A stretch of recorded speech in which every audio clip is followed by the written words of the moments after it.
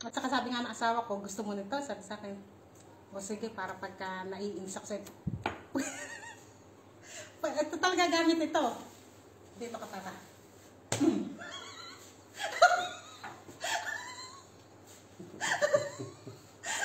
Para dyan daw talaga to. Para pagka siya yung nabikwisit sa akin.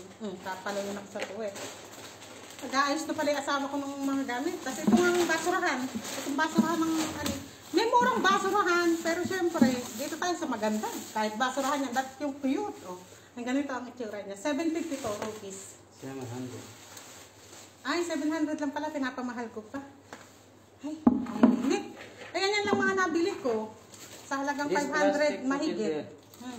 Sa halagang 500 mahigit. Pwede na kami.